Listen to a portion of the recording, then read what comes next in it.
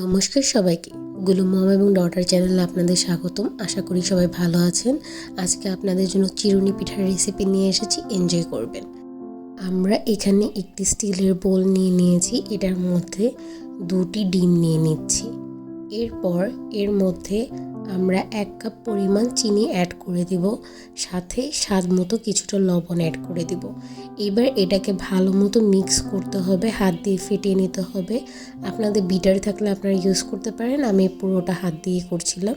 হাত দিয়ে ভালো মতো ফেটিয়ে নিতে হবে যতক্ষণ না চিনিটা ভালো মতো একদম গলে আসবে। আমি এখানে অনেকটা সময় নিয়ে ভালো মতো চিনির সাথে ডিমটাকে মিক্স করে নিচ্ছিলাম, যতক্ষণ না ডিমটা একটু ফোমি হয়ে আসছে এবং চিনিটা গলে যাচ্ছে। আমার প্রায় 10-15 মিনিট সময় লেগেছিল। যখন এরকম একটু কালার চেঞ্জ হয়ে আসবে তখন আমরা হাফ চা চামচের মতো এখানে ঘি অ্যাড করে দিব। ঘিটা অনেক সুন্দর একটা ফ্লেভার এনে দেয় পিঠার মধ্যে। ঘিয়ের সাথে এই ডিম এবং চিনির মিক্সচারটা আরও ভালো মতো মিক্স করে নিব এবং আরও 10-15 মিনিট ভালো মতো মিশিয়ে নেওয়ার পর আমরা এটার মধ্যে সয়াবিন তেল অ্যাড করে দিব।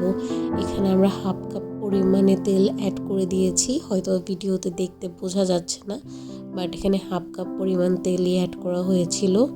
এরপর আমরা এই তেলের সাথে এই মিক্সচারটাকে আরও কিছুক্ষণ ভালো মতো মিক্স করে নিব। এটাকে ভালো মতো মিক্স করে নিচ্ছি যতক্ষণ না পর্যন্ত এর মধ্যে পুরো চিনিটা ভালো মতো মিশে যায়।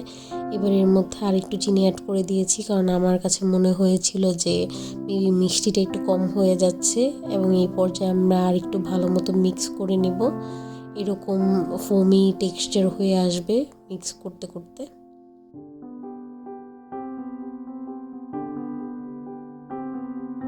এবার আপনারা দেখতেই পাচ্ছেন যে টেক্সচারটা কত সুন্দর এসেছে এবং চিনিগুলো পুরোপুরি ভালো মতো গলে গিয়েছে, ডিমটা অনেকটা ফোম ফোম হয়ে গিয়েছে। এবার আমরা এখানে 1 কাপ পরিমাণ সুজি অ্যাড করে দেব। এবার সুজিটাকে অ্যাড করার পর ভালো মতো চটকে চটকে মাখিয়ে নিতে হবে, যেন ডোয়ের মধ্যে কোনো প্রকার লাম্পস না ফর্ম হয়।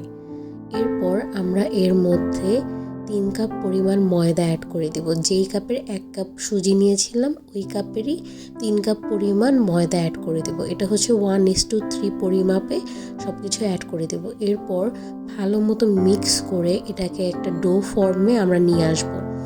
একটু সময় নিয়ে ধৈর্য সহকারে ডোটাকে মেখে নিতে হবে, যেহেতু এটা একটু স্টিকি হয়। এবং ডোটাকে মেখে নেওয়ার পর এটাকে হাফ অ্যান আওয়ারের জন্য আমরা রেস্টে দিয়ে দিব। এবার আমরা একটি নতুন চিরুনি কিনে নিয়ে এসেছিলাম, ওটাকে ধুয়ে গরম পানিতে কিছুক্ষণ ভিজিয়ে রেখেছিলাম। এবার এটাকে ভালো মতো শুকিয়ে এটার মধ্যে হচ্ছে গিয়ে আমরা তেল মাখিয়ে নিয়েছি, এবং চিকন সাইডটাকে ইউজ করা যাবে না, মোটা সাইডটাকে ইউজ করতে হবে। এরকম প্রথমে আমরা হাতের মধ্যে তেল লাগিয়ে ছোট ছোট বল ফর্ম করে নিব।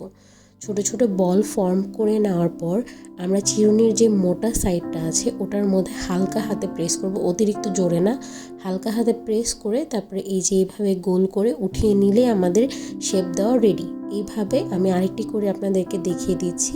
সুন্দর করে হাতের মধ্যে তেল মেখে তারপর গোল গোল করে বল করে নিতে হবে, বেশি বড় করা যাবে না, একটি মার্বেলের সাইজের করে নিলেই হবে।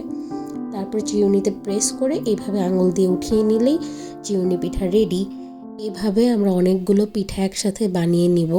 তারপর একটি কড়াইয়ের মধ্যে অনেকটা তেল নিয়ে চুলার উপরে গরম করে নিব।